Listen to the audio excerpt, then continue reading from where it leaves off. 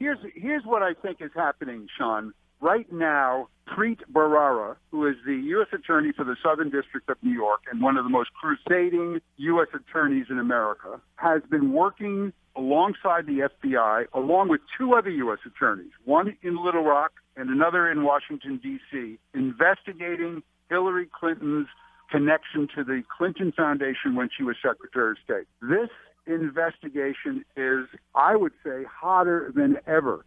And I think that James Comey, the director of the FBI, who flamed out and failed to do what he should have done in the first place, which was indict her for the emails, may try to redeem himself now with the public corruption charge that Hillary was dealing in pay-to-play with the Clinton Foundation.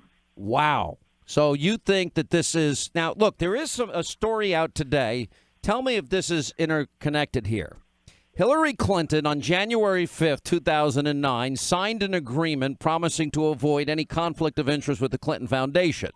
Now, her document that she signed states the following, quote, "For the duration of my appointment as secretary, if I am confirmed," and she wrote this, as I understand it, on Senate letterhead, "I will not participate personally or substantively in any particular matter involving specific parties in which the William J. Clinton Foundation or the Clinton Global Initiative is a party of or represents a party." Now, Judicial Watch released these new emails last week, and in fact, these emails from the State Department, which were supposed to have been turned over ages ago, point out many conflicts of interest created by Hillary's actions as Secretary of State, her dealings with the Clinton Foundation and Global Initiative.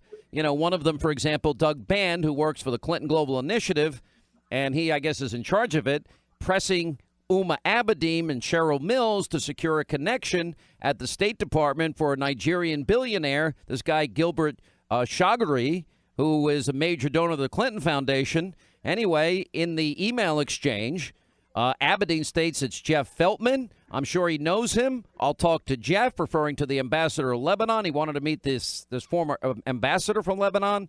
Band responded, "Better if you call him, now preferable. This is important. He's awake, I'm sure."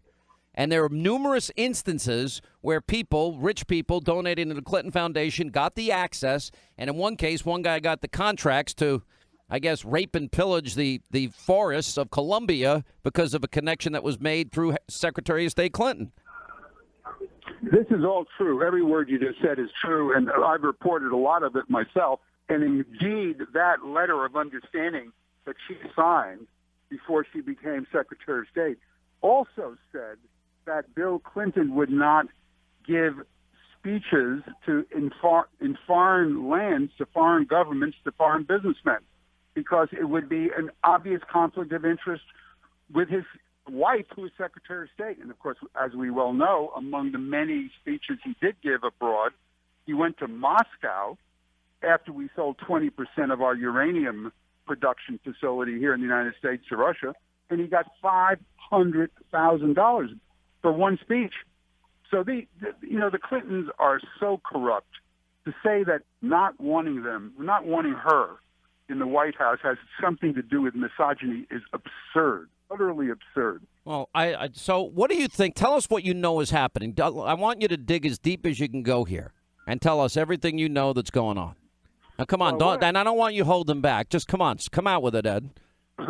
What I do know is that Preet Bharara, the U.S. Attorney for the Southern District of New York, and James Comey, the FBI Director, are not only associates because they're both associated with the Justice Department, but they're good friends. They see each other when they're in each other's cities, New York and Washington, D.C., their wives, and they have dinner together. And Comey has been in touch with Bharara for months on the subject of Hillary Clinton's public corruption with the Clinton Foundation while she was Secretary of State. And Bharara has now lined up several witnesses, at least one of whom used to work for the Clinton Foundation.